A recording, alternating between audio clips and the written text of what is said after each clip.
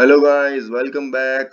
I am once again back with the new chapter to discuss with you, and it is functions that we shall be beginning today with. Okay, so let's get started with the simple question first of all in front of you, that what is function? Let's try to understand by taking a simple example. Let's say an electrician is visiting your place, and his visiting charges will be some dollars. Let's say it is 75 in this case, and the additional charges that he might ask you for installing or repairing of any PowerPoint will be the additional charge apart from the visiting charge.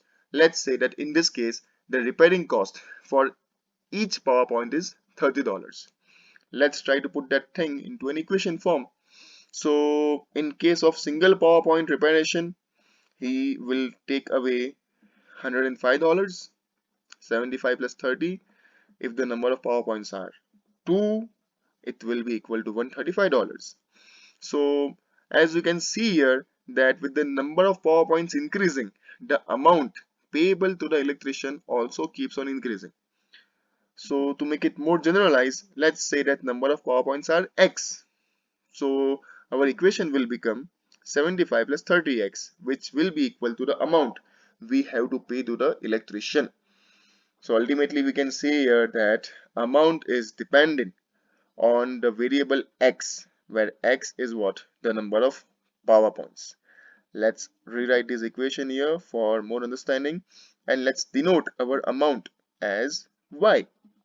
So equation will now be written as y is equal to 75 plus 30x, and as I said here, that amount is dependent on the variable x, means y is dependent on the variable x, which means that y will be the function of x. And why we call it a function?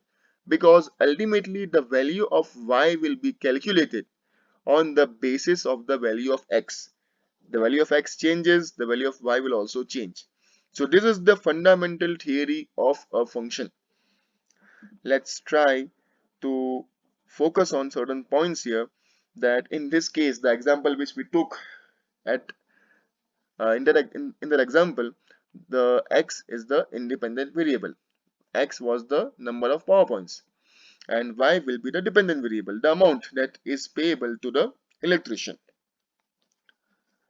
You should also see the notation of the function. That function is always represented by f into bracket x. We normally call it as f of x or function of x. So in this case we can say that y is a function of x. That means equal to y is equal to fx. You can replace the value of y with this equation, so it will take the form of this: fx is equal to 75 plus 30x. This is the fundamental notation of the function and the basic understanding which we have to understand. And let's see what we have, some examples to understand this thing in a more better way. Okay, so here one function is given to you: f of x is equal to 2x plus 3, and we have to find out certain values. Let's say that f of 1 we have to find out, f of minus 2 we have to find out. Okay, so let's begin with question number A. If we want to find out the value of f of 1, how can we proceed ahead? So let's begin with that. We have the function f of x is equal to 2x plus 3. We have to simply replace the value of x with the value 1, because ultimately our aim is to find out the value of f of 1. So you just need to replace the value of x with 1. So when you do that, you have this answer, that is 5.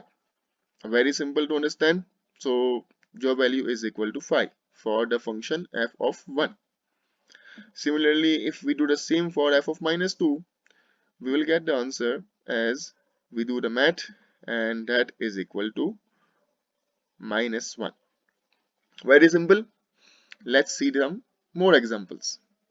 In this case, L of x is given. Do not worry guys, L of x, G of x, T of x, or any letter comes here, that should not be a problem for you. Ultimately, these are the general notations of the functions. Basically, they are notifying here that the value of these functions are dependent on the value of x. So any value we take, they are going to be a variable depending on the value of x that we adopt. Okay, so let's see some examples. Sorry, yeah.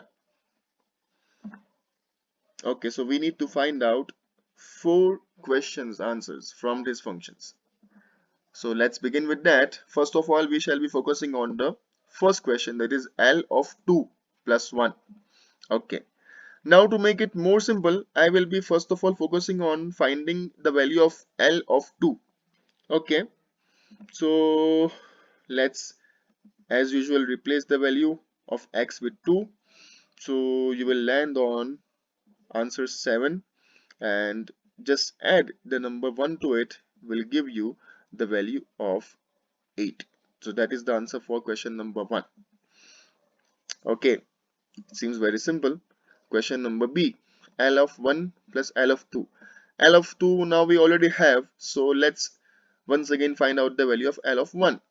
Simply replace the x with the value of 1. So let's see what is happening here, and we got the value of L1 is equal to 4. Just add these values, L of 1 that is 4 and L of 2 we just got here that was 7. So 4 plus 7 will give you equal to 11. That is the value of your B question. Simple.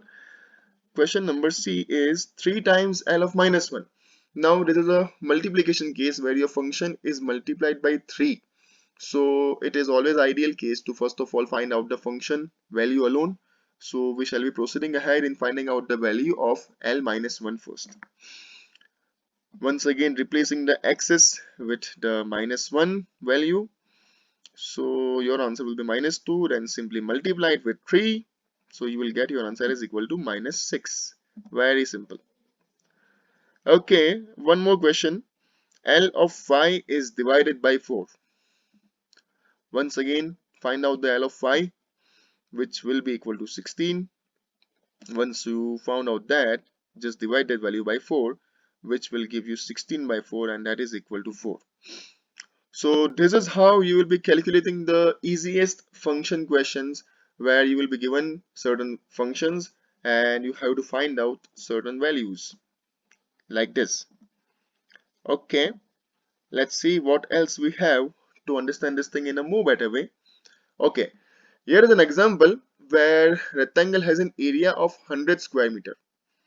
Okay, and its length is L, breadth is B. So the expression is given as, the equation is given as length times B is equal to 100.